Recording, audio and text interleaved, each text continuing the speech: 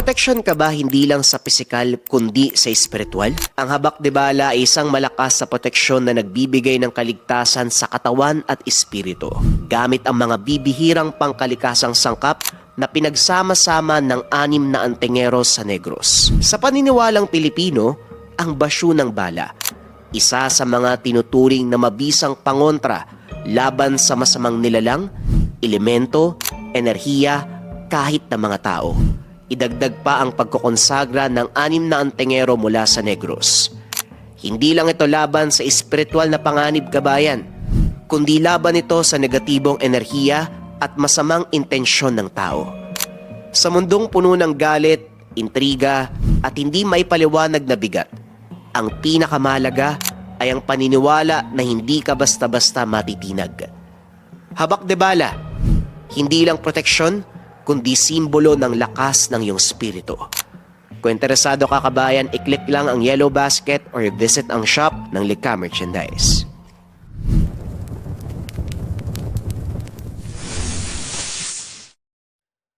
Ang kwentong ito ay hango sa totoong buhay.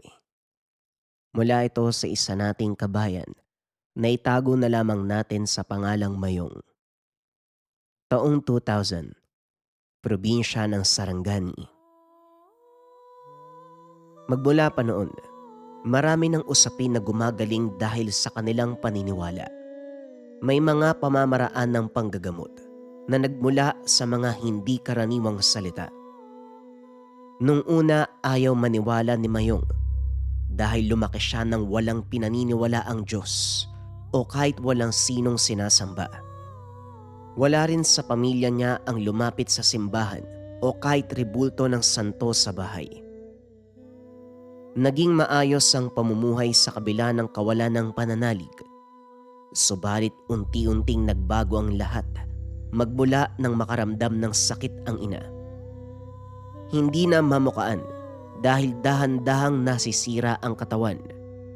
Lumobo ang tiyan, naging kulubot ang balat, nagsugat-sugat, napapadalas ang pagsusuka ng dugo at iba pang hindi maipaliwanag na sintomas.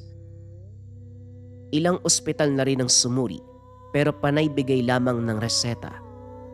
Inubos ang pera at kayamanan hanggang sa puntong wala nang natira. Ubos na rin maging ang pasensya. Umabot sa punto, nakiusap na ang ina na patayin na lamang siya. Subalit wala sa isip ni Mayong na pakawalan ang ina ng ganun-ganun lang. Dito pumasok ang kumare ng ina na nagmungkahi na ilapit sa albularyo ang kalagayan, bagay na hindi nagustuhan ni Mayong.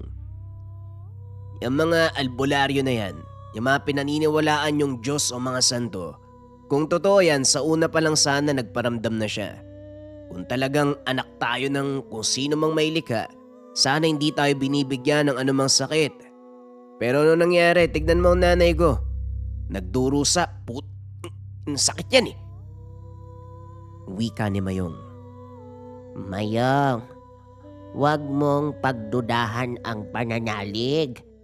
Dahil lahat ng nangyayari sa atin nakaayon sa kanyang plano. Wika ni Aling Jesusa. Kung ganun sinasabi mong planado ng Diyos na yan yung pagkakaroon ng sakit ni nanay. Aba, walang kwenta pala yun. Kasi imbis na tumulong, nagbibigay pa ng karamdaman. Mayong magulos dili ka. Hindi mo gugustuhin na maranasan ng parusa niyan. Baluktot ang paniniwala mo. Ako pa may baluktot na paniniwala. Aba sige, iharap mo sa akin ang sinasabi mong Diyos-Diyos na yan. Patanayan mo nga kung totoo siya. Wala ka magawa. Wala naman kasi noon. Kayo lang yung nagpupumilit na mayroong ganyan eh. Alam ko na. Malamang maniniwala ka kasi ang pangalan mo, kinuha sa pangalan ng pinaniniwalaan nyo din eh, Jesus. Ubus na ang pasensya ko sa taong walang paniniwala. Mayong ang maipapayo ko lang sa kalagayan ng nanay mo. Dumulog ka sa simbahan o sa isang manggagamot.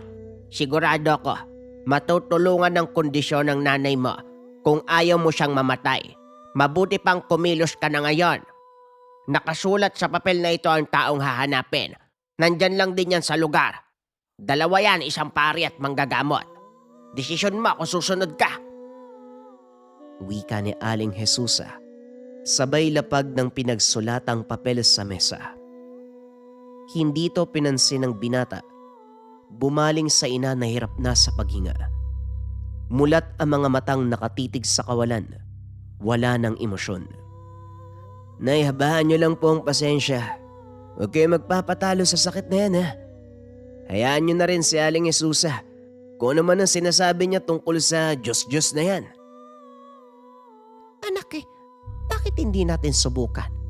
Wala namang mawawala kung dudulog tayo sa mga yun Wika ni Nanay Paulina. Nahihirapan man, sinikap ng matandang makapagsalita. Kaso hindi to nagustuhan ni Mayong. Nay, lalo ka lang malalagay sa alanganin kung maniniwala tayo sa wala. Palagi na lang sinasabing Diyos-Diyos na yan nasaan? Nasaan ba yan? Binibilog lang ang ulo natin dyan. Wag na, Nay. Sigurado kong kayang labanan ng katawan mo ang karamdaman na yan. Paano kung hindi? Paano kung mamatay ako dahil hindi tayo nakinig sa payo nila? Subukan na lang natin, anak. Wala namang magbabago. Kung walang mangyari, huwag na tayong sumubok muli. Pagbigyan mo na lang ako. Nahihirapan na ako sa kalagayan ko Matapos masaksihan ang luha ng ina, naantig ang damdamin ng binata, pinag-isipang mabuti ang desisyon. Panay ang iling, ayaw tanggapin, na dahan-dahang bumigay ang sarili para dumulog sa manggagamot. Matapos matonton ang lugar na isinulat ni Maring Jesusa sa papel, natigilan si Mayong sa dagsaan ng mga tao. Daig pa ang palengke kung dumugin. Mahaba ang pila, may mga pasyente na may iba't ibang karamdaman. May naghihingalo na matapos lumabas mula sa bahay ng sinasabing manggagamot.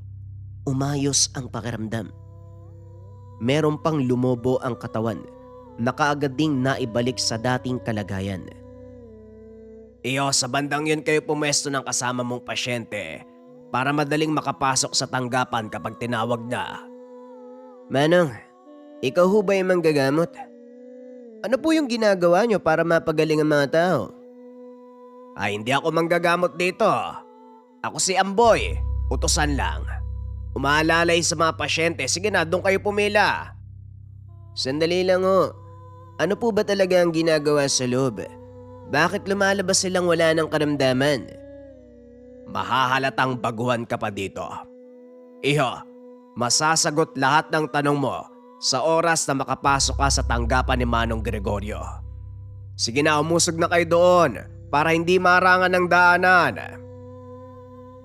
Habang naghihintay, pinagmasdan ni Mayong ang kaganapan sa paligid.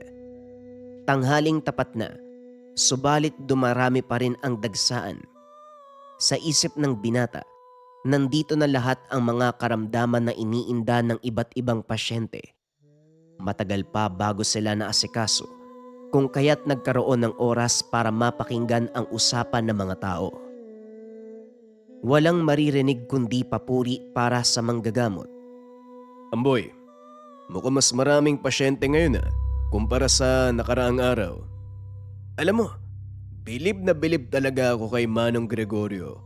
Kahit gaano karaming pumipila, wala siyang hinihindihan. Ginagamot niya hanggat makakaya. Wika ni Mang Rogelio. Ganyan talaga si Manong Gregorio, pare. Nasa Diyos ang pananalig, kung kaya't ilang libo man ang pasyente ang pumarito, pinapapasok, ginagamot. Hindi napapagod si Manong dahil hindi nauubos ang kagalingan na mula sa Diyos. Nga pala yung anak ko nasa abroad. Magpapadala ng pera ang sabi niya. Yung kapilya na nasira ng bagyo, akuin niya ang pagpapayos. Si Manong Gregorio ang gumamot sa kanya mula sa kanser Kaya bilang balik, siya ang gagasto sa pagpapayos. Ay naku, kakatuwa yan ni Manong. Siksik na kasi sa kwarto niya yung mga rebulto at kagamitan Nagiging mahirap sa pagkilos sa maliit na espasyo. Tutulong na ako sa pagtatrabaho ng kapilya para mapadali. Alam mo, hindi ko masisisi ang mga tao kung bakit ang iilan tinuturing na Diyos si Manong Gregorio. Sino ba naman ang hindi? Isang dasal lang, isang dapo ng kamay sa bagay may karamdaman. Nawawala lahat ang iniinda. Parang nasa kamay niya yata yung kamay ng Diyos eh. Yan nga din ang palaging sagot ni Manong kapag may nagtatanong. Para sa kanya, isa siyang instrumento na ginagamit para ipalaganap ang kabutihan at pagpapagaling ng iba't ibang karamdaman. Ako nga, na naninilbihan sa kanya agarang nawala ang mga sakit sa katawan, biruin mo ah. Hindi pa ako nagpapatingin sa kanya pero nawawala na ang mga sakit ko. Ika nga nila kapag buo ang pananalig mo, posible ang lahat, di ba? Kayo na pala ang susunod, iho. Halika. Tulungan na kita sa pag-alalay sa nanay mo. Wika ni Manong Amboy, nang nanay na ni Mayong ang kasunod. Natigilan si Mayong pagpasok ng tanggapan. Kinilabutan. Nakita ang malalaki at maliit na ribulto. Idagdag pa ang mga lumang kasulatan. Subalit ang mas nakaagaw ng pansin, ang 3 bote ng langis sa tabi ng pwesto ni Mang Gregorio. Hindi sila kagad nasikaso. Nakaharap pa ito sa altar upang manalangin. Magiliw naman silang tinanggap pagkatapos magdasal. Inang, mawalang galang na pero ni minsan ba? Naisip mo na ikaw lang din ang dahilan kung bakit ka nagkaganyan? Pumantig ang tenga ni Mayong sa narinig. Hindi inasahan na ito ang unang sasabihin ng manggagamot. Mawalang galang na rin po, Manong. Kung makapagsalita naman kayo parang sinabi niyong pabaya ang nanay ko ah. Ganyan ba talaga kayo kumausap ng pasyente? Ngumiti ang manggagamot bago bumaling sa binata. Iho, tatanungin kita. Ano ang pumipigil sa'yo para hindi paniwalaan ang pananalig? Napabuntong hininga si Mayong. Hanggang sa mga sandaling ito, hindi pa rin nagbabago ang paniniwala. Nandito kami para magpagamot, hindi para harapin ang mga katanungan. Sandali nga. Kung wala naman kayong balak gamutin ng nanay ko, hindi na po kami magtatagal. Bakit ba ayaw mong maniwala? Ano ang pumipigil sa'yo para paniwalaan ang pangalan niya? Hindi mo ba alam na ang lahat ng nangyayari sa buhay ng tao ay naaayon sa plano ng may likha? Itong kalagayan ng nanay mo, nakasaad to sa... Wala akong pakialam kung nakasaad sa ganito o ganyan. Ang sa akin lang gamutin niyo ang nanay ko. Gagamutin mo ba o hindi? Alis na lang kami dito. Pag-aksaya ng oras ang ginagawa mo ngayon, Iho. Hindi pa uli ang lahat para buksan ang mga mata, para kilalanin ang ngalan niya. Hindi pa uli para buksan ang mga tenga, makinig ng mga salita, at lalong hindi pa uli para magbalik loob sa kanya. Magiging huli ang lahat para sa nanay ko kung puro kadaldal. Pasensya na po pero nandito kami para alamin kung magagamot ba si nanay o hindi. Hindi yung pangaralan mo sa bagay na kahit nakakataas sa lipunan walang ideya kung may Diyos ba talaga o wala eh. Kaya maraming nawawala ng landas dahil ayaw maniwala. Madali lang tanggapin ang paniniwala pero mas piniling isara ang isip at puso. Iho, alam mo ba ang kahihinatnan ng taong walang pananalig? Nay, bumangon ka na nga ho dyan. Makikipag-usap lang pala to eh. Bumiyaya pa tayo ng pagkalayo-layo tapos ito lang pala yung aabutin. Umuwi na lang po tayo. Mananatili sa tanggapan ko ang nanay mo. Ang nanay mo, unti-unti nang binuksan ang isip at puso para sa presensya sa pananalig. Ikaw, kailan ka magsisimula? Ano ka ba pare o manggagamot? Sobrang daldal mo eh. Alam mo din pala ang tawag sa mga ibang gumagamit ng pananalig. Pero bakit hindi mo subukang maniwala? Mababaliw ako dito, ganito na lang. Alis muna ako. Babalikan ko na lang si nanay mamaya, hindi ko kayang pakinggan yung mga sinasabi mo eh. Sandali, puro ka tanong sa akin na ikaw ba? Buo ba ang paniniwala mo? Amboy, ihatid mo ang batang yan sa tahanan ni Pareng Rogelio. Pakisabi sa kanya pagsilbihan ng bisita natin. Wika ng manggagamot bago tumalikod at inasikaso na si Nanay Paulina. Sumama si Mayong kay Mang Amboy. Dinala siya sa tindahan ni Mang Rogelio. Sinabi rito ang bili ng manggagamot. May iba't ibang klase ng kape at tinapay. Alin ang gusto mo? Ipagtitimpla kita. Kahit ano na lang po basta nakakain at naiinom. Nga po pala, kayo po ba naniniwala kayo sa mga ganyan? Kamot ulong natawa ang matanda.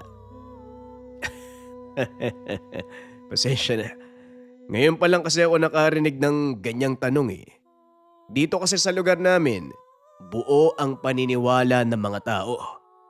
Nagulat ako sa tanong mo, ikaw ba naniniwala ka? Malamang hindi. Kung totoo yan, sana nakita na natin yan yung mga sinasabi nyo. O narinig natin yung boses kaso wala eh. Puro salita lang o nasaan. Saan siya nakatira? Anong itsura? Anong boses niya? Hindi man nakikita, hindi man naririnig, pero nararamdaman ng taong naniniwala. Minsan hindi mo kailangan makita, hindi mo kailangan marinig. Sapat nang maramdaman mo ang presensya para masabing nariyan siya. Totoo ang pananalig, iho. Mag-isip-isip ka. Wala naman akong kailangang isipin, Manong eh. Saan mo ba nakuha yung mga sinasabi mo? Yan ang turo sa mga kasulatan. Kasulatan na sinulat din ng tao. Dumaan pa sa iba't ibang salin. Hindi nga natin alam kung totoo yan eh. O baka likha lang na may malikot na isipan. Oh, bakit natahimik kayo, Manong? Alam mo, mas mabuting magmeryenda ka na lang muna dahil marami pa akong asikasuin. Pagtiyagaan mo ang kape at tinapay, magpakabusog ka. Napailing si Mayong. Nakita mo na. Kahit ang taong naniniwala ko hindi makasagot sa mga simpleng tanong ko. Paniwalain nyo na ang lahat, wag lang ako. Patanda na kayo pero nalalamangan ko pa kayo sa pag-unawa sa mga bagay-bagay. Huling wika ng binata habang nilalantakan ang kape at tinapay. Nagpapalipas ng oras sa tindahan, hindi maiwasang marinig ang kwento ng mga tao tungkol sa kanilang karanasan. Walang ibang maririnig kundi papuri sa kaitaasan dahil ayon sa mga ito, sa hirap ng kanilang dinanas, paniniwala ang tumugon, solusyon sa kaginhawaan. Narinde si Mayong sa mga naririnig. Walang paalam na umalis ng tindahan. Naglibot sa sityo. Napansin ang kabuhayan ng mga tao. Simple subalit masayahin na para bang walang iniisip na problema. Nang makahanap ng pwesto malapit sa taniman, huminto si Mayong at tinanaw ang matanda na nag-aararo. Lumapit sa kanya para magbahagi ng inumin. Pasyente ka ba ni Manong Gregorio? Ngayon ko lang nakita ang mukha mo. At kadalasang dayo sa lugar na ito ay nagpapagamot kay Manong. Orlando ang pangalan ko. Manoy Orlando. Mayong ho ang pangalan ko. Ikaw po ba, Manong? Nananalig ka ba? May paniniwala ka ba? Bakit naman wala? Huwag mo sabihing wala kang pananalig. Nako, isa yang pagkakamali. Buhay mo pa lang galing na yan sa pananalig mo. Ang gumising sa araw-araw, utang natin sa may likha. Tapos hindi mo papaniwalaan ng presensya, nako. Kasalanan yan, iho. Matindi ang parusa sa mga taong hindi kumikilala sa pananalig. Dito ba sa lugar nyo sinilang yung pinaniniwalaan nyo? Parang lahat ng tao dito, yan ang sinasabi Kasi meron naman talagang pananalig. Ano ba ang sadya mo dito sa lugar? Kung may ipapagamot ka, ang payo ko sa'yo bumalik ka kay Manong Gregorio. Panoorin mo ang pamamaraan niya dahil bawat proseso, unti-unti mong maiintindihan ang sinasabi namin. Hindi naman sa pilitan, pero mas mabuti kung ngayon pa lang, buksan mo ang puso't isipan sa mga ganyang usapin. Hindi umimik si Mayong. Tinungga na lamang ang binigay nitong inumin. Maya-maya pa nagmamadali sa pagtayo nang maalala ang ina. Hapon na sa mga sandaling yun. Nakabalik na sa tahanan si Mang Gregorio. Tapos na rin ang gamutan. Naglilinis na si Mang Amboy. Dumiretso siya sa loob. Naabutan ang panggagamot. Nagpahid ng langis at nagdasal. Ito ang napansin ng binata maliban sa paulit-ulit na pagbukas ng bibig. Maya-maya pa, natapos din. Bumaling sa kanya si Mang Gregorio. Napahaba yata ang paglalakbay mo. Ngayon ka lang nakabalik. Sigurado naman handa ka ng pag-usapan ng tungkol sa pananalig. Pambira naman, magpaawat ka Manong. Bumalik ako para alamin ko ano nangyari sa nanay ko. Bumuti na ang kalagayan ng nanay mo ayon sa pananalig. Hinawi ng manggagamot ang kurtina sa kabilang silid. Hindi makapaniwala si Mayong sa nakita. Nakaigaman ang ina.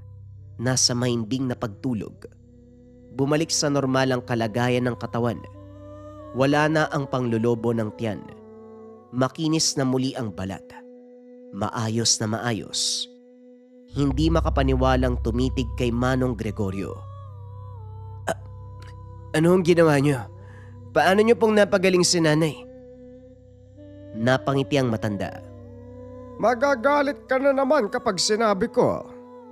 Pero iho, walang ibang gumamot sa ina mo kung hindi ang paniniwala at pananalig. Pwede nang umuwi ang nanay mo para makapagpahinga na maayos. Nag-arkela ako ng pwedeng masakyan. Ihatid kayo para hindi na mabinat ang pasyente.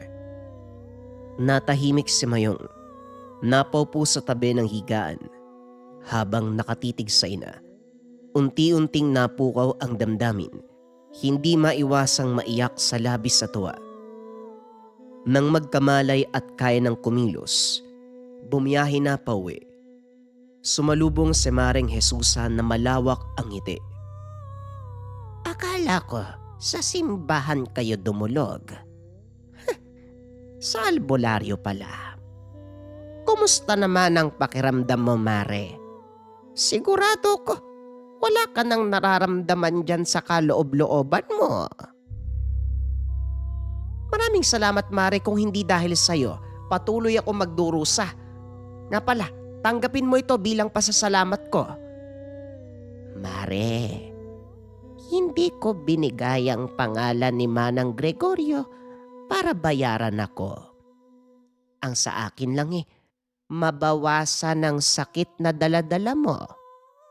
Isa pa, walang hinihiling na kapalit ang pananalig.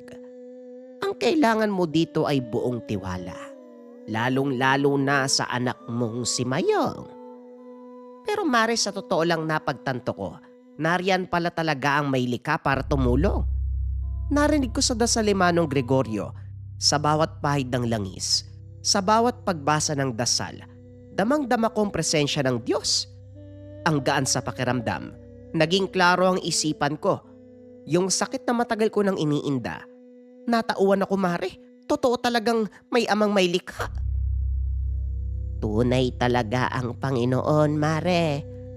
O siya, mauna na ako. Dadalo pa ako sa misa. Ay, sasama na ako. Gusto ko yakapin ng buong puso ang pananalig ko. Napabuntong hininga si Mayong. Hindi nakapalag sa desisyon ng ina. Naupo siya sa sulok. Napaisip. Ngunit nangibabaw pa rin ang paniniwala. Sa susunod na ako maniniwala kapag nakita ko na yung Diyos na yan. Yung harap-harapan ko makakausap. Nang sumunod na araw, hindi nagustuhan ng binata ang nangyayari sa tahanan.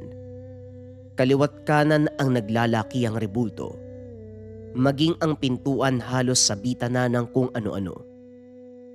Tuwing gabi nagdarasal ang ina. Nakikisa sa gawain ng simbahan kasama si Aling Jesusa. Umabot pa sa punto na kahit sapag pinagtatalunan ang tungkol dito. Anak, bakit ba ayaw mong buksan ang puso para sa Diyos? Huwag mo nang patagalin ang pagtanggap. Baka mahuli na ang lahat. Nay, pwede ba? Huwag na natin pagtalunan ng bagay na yan. Ayoko nga eh. At saka, bakit ba ang bilis mong maniwala? Paano kung paandar lang ni Manong Gregorio yung nangyayari? Paano kung ang totoo, langis niya ang nagpagaling? O hindi ba sinungaling yun? Anak, totoong gumagamit ng langis si Manong. Pero hindi nagmumula sa likidong yon ang puwersa ng paggaling. Nasa paniniwala at salita ng Diyos. Habang ginagamot ako ni Manong, paulit-ulit niyang tinatanong, naniniwala ka ba? May pananalig ka? Nagtitiwala ka? Ilang beses akong humindi dahil yun naman talaga ang totoo. Pero binigyan niya ako ng oras para makapag-isip.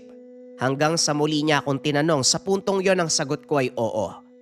Sinimulan niya ang proseso ng pagdadasal. Tinig na dinig ko eh. Hiningi niya ang kagalingan ng karamdaman ko sa pangalan ng Ama. Habang binabasaan ako ng dasal, unti-unting nawala ang bigat ng kalagayan ko. Gumaan ang pakiramdam. At alam mo ba kung anong pumukaw sa paniniwala ko? Mula sa katawan. May lumitaw na nakakabulag na liwanag at may anino ng tao. Wala siyang sinabi. Inilahad lang ang kamay. Taos puso kong tinanggap at dito nagsimulang humupa ang pakiramdam ko. Naging magaan. Pagmulat ko ang sabi ni Manong, sa ngalan ng Ama, pagaling ka na. Kahit ano pa ang sabihin mo, Nay, hindi magbabago ang paniniwala ko. At bakit naman? Iintayin mo pang malagay sa bingit ng kamatayan para maniwala ka. Anak, kapag ganyan huli na ang lahat para sa'yo. Di uli na ang lahat, tapos ang usapan. Lumabas ang binata, dala ang bigat ng kalooban. Dumiretso sa barkada at sumama rito sa paglakwatsa. Sinubukan ni Mayong makipagsabayan upang kahit papano mawala ang sagutan sa ina. Sumunod lamang sa mga ito. Hindi inaasahan na magkakaroon ng problema. Nakarinig ng kakaibang huni na ayon sa matatanda, ito ang tunog ng aswang. Anong tunog aswang? Ik-ik-ik-ik na yan. Sige, mag-ik-ik ka dyan. Punta ka dito nang sakaling kita. Nagtawanan ang lahat sa sinabi ni Mayong. Wala namang nangyari. Pero na maghiwalay na ang lahat sa pag-uwi. Nakasalubong si Mayong ng isang matanda. Habang papalapit, ibang-iba ang aura. Unti-unting nang lalamig ang lugar. Tumataas ang balahibo ni Mayong. Ilang sandali pa, paulit-ulit bumubuka ang bibig ng matanda. Hindi niya maintindihan kung ano ang sinasabi nito. Nang malagpasan, nagkipit balikat na lamang si Mayong. Lumipas ang ilang panahon. Nagtaka si Mayong dahil nabalita ang may pagbabago sa mga barkada. Isa sa mga ito ang biglang binawian ng buhay. Ang dalawa, ikinulong dahil nasiraan ng bait. Nang bisitahin, hindi bait ang nasira, kundi buong pagkatao. Ayon sa mga magulang, hindi na tao pa ang kaibigan niya. May mga gabi na nawawala ito. Sa pagbalik, duguan ang bibig at mga kamay. Kinilabutan si Mayong, kagad lumayo sa mga ito. Binabagabag sa ideya matapos balikan sa isipan ang gabi, kung saan ginawang biro ang tunog ng aswang. Hanggang sa sumagi sa kanyang isipan, ang nakakatakot na matanda na nakasalubong niya, na kung ano-anong salita ang binabanggit.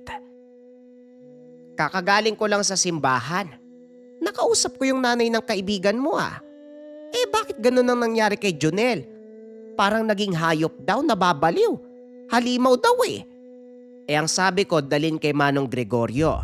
Hindi lang karamdaman ang ginagamot nun. Kahit mga yanggaw, sumpa ng aswang o mangkukulam at barang. Naging hayop? Aswang? Bakit daw ho? Anong sabi ng nanay ni Jonel? Ayun na nga. Nagtanong-tanong siya kung pwede ba daw malahian ng isang tao kapag nakarinig ng mga hindi normal na salita. Sa pag-amin ni Jonel nung nasa katinoan pa, may nakasalubong daw na matanda eh. Wala namang ginawa bukod sa pagsasalita ng kung ano-ano. Yun ang tinutukoy na dahilan na nangyayari ngayon sa binata. Napalunok si Mayong. Wala sa sariling kinilabutan. Dali-daling pumasok ng kwarto. Tinitigan ng sarili sa salamin. Sinuring mabuti ang bawat anggulo ng muka at katawan. Walang pagbabago, subalit naroon pa rin ang takot. Wag naman sana. Papayag akong masagasaan kaysa maging aswang. Sa paglipas ng mga araw, unti-unting nagbago ang ugali na kahit siya hindi maintindihan ang naganap. Bigla na lang nagagalit, natatakot sa tubig. May oras na labis ang pagkauhaw na hindi na kayang pawiin ng anumang inumin. Kapag nagugutom, hindi pangkaraniwang pagkain ang hinahanap. Naunawaan ni Mayong ang kaganapan matapos maubos ang hilaw na karne na sana'y lulutuin para sa susunod na kainan. Natataranta, natatakot, lumabas at kung saan-saan napadpad. Hindi makapag-isip ng maayos, natigilan matapos makasalubong si Junel. Sa puntong ito, hindi na makilala ang kaibigan. Nangingitim ang balat. Humaba ang mga kuko. Nanlilisik ang mga mata. Naglalaway. Naghahanap ng sariwang karne. Saksi pa siya kung paanong tinumba ang kambing. Sinipsip ang dugo at kinain ang laman. Sa takot na matulad, nag-isip ang binata hanggang sa sumagi si Mang Gregorio. Tinakbo na lamang ang daan pero napahinto pagdating sa bakuran. Nang mapansin na umilaw ang loob, dali-dali siyang nagtago.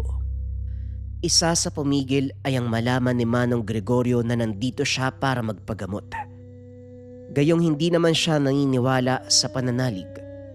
Habang nilalabanan ang pasya, naalerto ng magbago ang pakiramdam na para bang may ibang katauhan na gustong kontrolin ang sarili.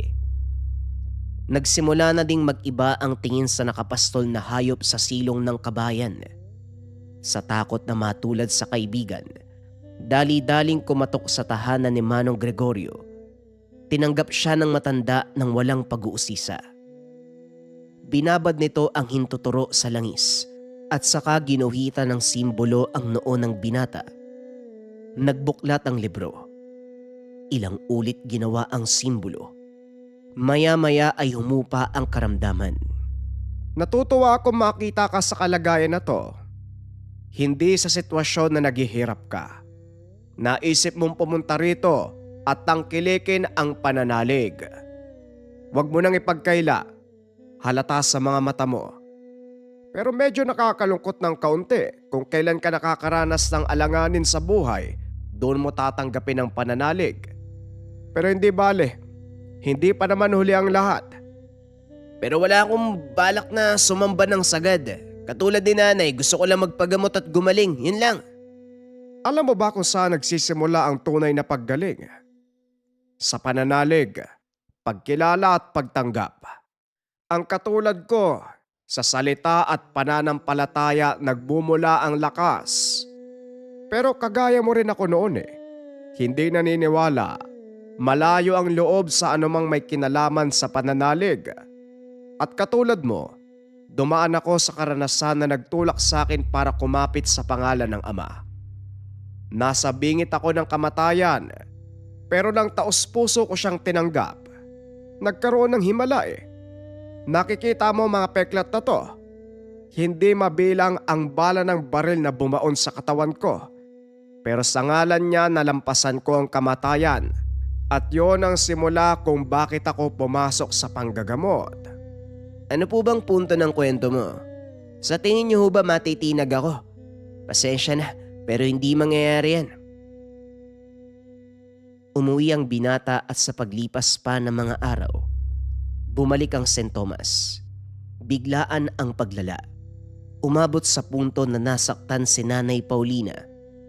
Natagpuan ang sarili. Natatakam kapag nakakakita ng tao o hayop. Lalong-lalo na kapag naaamoy ang aroma ng balat. At ang pinakamalala, natauan sa kalagitnaan ng pagngat-ngat ng laman. Diyos ko na, paano ka anak? Kailan ka pa nagkaganyan? Wika ni Nanay Paulina habang nakatitig kay Mayong na may hawak na laman ng hayop. Nanginginig si Mayong habang nakatitig sa kamay na duguan. Kahit si Nanay Paulina, hindi na masikmurang lumapit sa anak. Nang makita na tumakbo palayo ang ina, nanlumo ang binata. Napahagulgol, katabi ang pinatay na hayop. Tumindi pa ang kaganapan. Natagpuan ni Mayong ang sarili na patuloy na hinahabol ang mga hayop. Mabuti na lamang sumingit ang katinoan, napigilan ang sarili. Tumakbo sa kalagitnaan ng gubat. Sumigaw, nagwala. Inilabas ang lahat ng saloobin. Maging ang Diyos ay kwenestyon. Sinasabi nila, lahat ng tao anak ng Diyos. Lahat ng tao pinapahalagahan mo. Lahat ng tao pinoprotektahan mo. Hindi ako naniniwala dahil hindi kita nararamdaman. Kung talagang nandyan ka, magparamdam ka sa akin. Ipamukha mong totoo ka. Alisin mo ang sumpa sa katawan ko. Tatalikuran ko ang dating buhay at buong puso kitang tatanggapin. Hindi mo kailangang hamunin ng Diyos. Dahil sa oras pa lang na nagsimula ang sumpa, pinadala niya ako para gamutin ka. Mayong, isang sagot lang ang gusto kong marinig sa'yo. Naniniwala ka ba sa amang may likha? Dito na tuluyang bumigay si Mayong. Hindi dahil sa nararamdamang sumpa, kundi sa pagbigat ng lahat. Para siyang sinukluban ng langit at lupa sa simpleng tanong na hindi makapa ang sagot.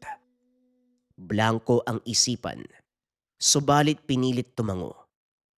Inakalang ayos na ang ganong sagot, pero umiling si Manong Gregorio. Sa susunod ka na sumagot kapag buo na ang pasya mo. Hindi mo kailangan tumugon kung naguguluhan ka. Nasa bahay lang ako. Puntahan mo ako anumang oras. Napasabunot sa sarili ang binata. Hindi siya pinakinggan ni Manong Gregorio kahit nakikiusap na gamutin kagad. Binalot ng takot at pangamba, kaya dali-daling ikinalma ang sarili para makapag-isip. Alam niya rin na hindi siya haharapin ng manggagamot kapag wala pang sagot sa tanong. Tinimbang ang mga bagay-bagay. Matapos makapagpasya, pinuntahan si Mang Gregorio. Naabutan niya itong nagdarasal. Napatitig siya sa mga gamit sa altar. Napapatanong sa isipan at sa kalagitnaan ay parabang may pumukaw ng pansin. Sa oras na natapos si Manong Gregorio, agad siyang nagsalita. Manong, may sagot na po ako. Naniniwala ako. Naniniwala ako sa Diyos. Patawarin niya sana ako. Pero Manong, naniniwala po ako. Paulit-ulit na sinabi ng binata ang bagay na ito. Lalo siyang napagulgol nang yakapin ni Manong Gregorio. Habang nakaupo at nag-aantay, sinimulan ang proseso ng gamutan. Napansin ni Mayong ang pagbabago sa sarili. Nakampante sa kabila ng pagkakaroon ng sumpa. Sisimulan ko na ang panggagamot, iho. Handa ka na bang maramdaman ang presensya ng Ama na lilinis sa pagkatao mo? Ganito po pala kapag may paniniwala. Magaan ho. Kampante saka parang wala na akong takot. Hindi man sinagot ang tanong, natutuwa pa rin si Manong Gregorio. Nagsimula na sa proseso. Binuksan ang bote ng langis. May mga ugat sa loob. Pinalabas ang dila ng binata at ginuhitan ng simbolo. Ganon din sa noo at sa lalamunan. Inilapad ang palad sa ulo at tiyan. Habang sumasambit ng dasal, hinihilot ang tiyan paakyat sa dibdib. Inulit-ulit. hanggang sa naramdaman ni Mayong na parang may bato sa loob na gustong lumabas. Maya-maya pa, nagpatuloy ang pagsusuka. Bukod sa laway, maliit na bato ang iniluwa. Kaagad itong dinampot ni Manong Gregorio at binalot sa itim na tela. Tinalian at siniguradong selyado. Muling dinasalan si Mayong. Pinainom na rin ang isang patak ng langis. Tinapos ang gamutan sa pagpapasalamat sa amang may likha. Sandaling namanhid ang katawan ni Mayong. Bumigat ang pakiramdam na maya-maya pa'y unti-unting gumaan. Sa isip ng binata, para siyang napaliguan ng sagradong tubig na bumura sa lahat ng kasalanan. Kumusta ang pakiramdam mo, iho? Huwag kang magagalit ha. Itatanong ko lang uli. Naniniwala ka ba sa Diyos? Maayos na ho ang pakiramdam ko. At opo, naniniwala po ako sa Diyos. Tama nga ho kayo. Kailangan ko pang malagay sa alanganin bago ko tanggapin ang presensya niya. Nakakasuka yung ugali ko. Sana patawarin ako ng amang may likha. Hindi ka pa humingi ng tawad, pinatawad ka na. Ang ihiling ko lang, magmula sa araw na to mamuhay ka ng may pananalig. Mapapagaan ang bawat sandali ng iyong buhay at hindi ka matatakot sa anumang bagay. Nga pala, tanggapin mo ito. Regalo ko dahil natutunan mong yakapin ang presensya ng Ama. Ano ito? Isang gamit na may larawan? Isa po ba to sa instrumento? Oo, merong yang basbas, iho. Gamitin mo bilang panangga sa anumang banta na nakapaligid. At higit sa lahat, wag na wag mong kakalimutang sambitin ang ngalan niya. Wika ni Manong Gregorio habang nakatingin sa kalangitan. Tinanggap ito ni Mayong at sa unang pagkakataon, natutunan niyang mamuhay na may kinikilalang Diyos. Malaki ang pagbabago sa buhay, subalit may mga bagay siyang nais subukan. Abala ang ina sa simbahan, kaya siya naman ang bumalik sa manggagamot at nagpresentang tumulong. Aba, ayos ah. Parang kailan lang pinagtatawanan mo si Manong, tapos ngayon handa ka nang ialay ang buhay mo. Ang totoo naniniwala ka ba talaga? Wika ni Manong Amboy na isa sa mga nagulat sa pagbabago ni Mayong. Babalik po ba ako dito kung hindi? Mang Amboy, marami pong nangyari sa buhay ko pero baliwala ang lahat ng yun kung wala akong pananalig. Tama ho kayo. Tama si Manong. Sa buhay nating mga tao, dapat meron tayong pananampalataya. Aba, talagang nananalig ka na. Saka lang nagbibigay ng tangan si Manong Gregorio kapag buo ang paniniwala ng pasyente. Ilika nga dito, payakap nga. Natutuwa ako sa iyo O mamaya na yung lambingan nyo. Hiramin ko muna si Mayong. Kailangan ko nang aalalay sa akin. Tumalima si Mayong at sa unang pagkakataon, umalalay sa panggagamot. Sa puntong ito, buntis ang pasyente na nagsimula ng manganak. Lumalabas na ang ulo ng bata kung kaya't inalalayan ang pagsilang. Pahirapan dahil kasalukuyang iniinda ang barang. Mayong, pakiabot ng bote ng langis. Yung kulay puti. Ipinahid ang langis sa tiyan ng ina at sa ulo ng bata. Matapos lapatan ng dasal, nagpatuloy na ang paglabas ng sanggol. Nakahinga dahil malusog at walang kapit ng sumpa. Pero pagdating sa ina, sandaling natigilan si Manong Gregorio. Inabot nito ang isa pang bote. Sa tingin ni Mayong pare-pareho lang naman ang laman. Subalit sa napapansin at sa paraan ng paggamit, iba-iba ang bisa. Pinalabas ang dila ng pasyente at ginuhitan ng krus gamit ang langis. Hinilot ang lalamunan habang dinadasalan. Maya-maya pa, naglabasan ang hindi mabilang na insekto. Kaagad ding pinalunok ng langis at muling dinasalan. Lumipas ang ilang sandali, gumaan ang pakiramdam. Sunod-sunod ang panggagamot dahil lumipat sa kabilang upuan si Manong Gregorio. Sa puntong ito kulam ang inatupag. Tabingi na ang muka. Paralisado ang kalahating katawan. Kabilang bote naman ang ginamit ni Manong Gregorio. Parehong proseso. Pero sa puntong ito, nakausap ang mangkukulam na sumapi sa katawan ng pasyente. Bagay na kinagulat ni Mayong. "Mangamboy, pwede pala ang ganyan. Nakakasapi ang mangkukulam sa biktima niya." Sa pamamagitan ng ritual, oo. Nakita mo naman ang pamamaraan ni Manong, hindi ba? Sa bawat pasyente, iba't ibang bote ng langis ang ginagamit dahil iba ang kargambisa.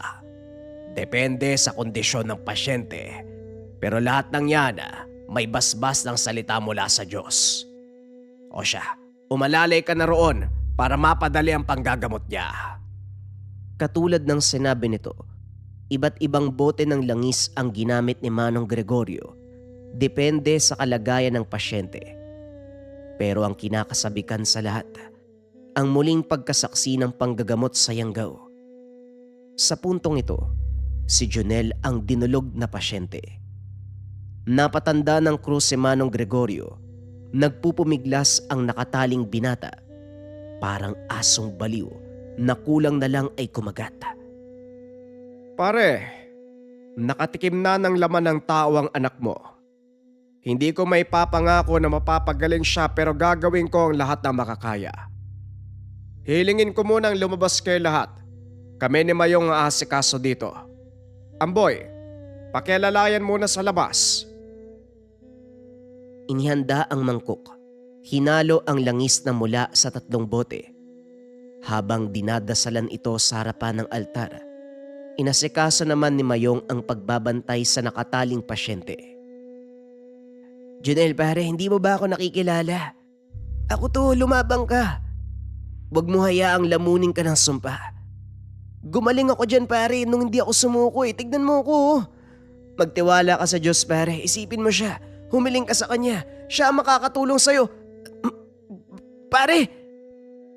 Naalerto ang binata nang mapigtas ang tali at hinatak siya palapit. Natarantang sumigaw. Kinagat sa balikat. Lumapit si Manong Gregorio para pumigil. Nanghina ang Yanggaw matapos tamaan ng langis. Sa kabilang banda nagtataka si Mayong dahil wala siyang sugat. Napunit lang ang damit. Pero wala ni isang galos sa balat. Sa ngalan ng kapangyarihan na ibinigay sa akin ng Amang may likha, inuutusan kita. Lisanin ang katawan ng taong ito. Wika ni Manong Gregorio habang isinasaboy ang langis kay Jonel. Sa napapansin ni Mayong, kumikinang ang suot na medalyon ng manggagamot sa tuwing tatamaan ng sinag ng ilaw. Unti-unting kumalma ang paligid. Hinilot ni Mang Gregorio ang sikmura. Dinama ang kinalalagyan ng nagkakarga ng sumpa. Dahan-dahan itong ginagabayan ng hilot hanggang sa nailabas sa bibig. Itim na sisiw. Nagwawala. Nanlaban dahil inatake si Mang Gregorio. Pero sa pagsaboy ng langis, nanghina ito at nawalan ng buhay. Nagsimula na ring mangisay si Jonel. Dali-dali itong dinasalan. Sa napapansin ni Mayong, kalmado man si Mang Gregorio, mahahalata na nangangamba. Tuloy-tuloy ang dasal. Ilang beses nang nagpahid ng langis sa katawan ni Jonel. Tinawag na rin si Mang Amboy para sumabay sa pagkakarga ng orasyon. Si Mayong din, palihim na nagdasal sa tabi. Bawat segundong lumipas, kaakibat ay kaba. Ang mga kaanak sa labas ay kanya-kanya na rin sa pagdarasal. Naubos ang langis sa ilang ulit na pagpahid at pagpapainom. Maya-maya pa namayani ang katahimikan. Nagkatinginan ang lahat. Tila bumagal ang galaw ng paligid sa pag-aalala. Unang lumabas si Manong Amboy. Bagsak ang mga balikat. Sumunod si Manong Gregorio na nakayuko. "Manong, ano po nangyari?" Walang imposible kung buo ang pananalig. Ligtas na ang pasyente! Umingay sa buong lugar. Panay pagpapasalamat ang ginawa.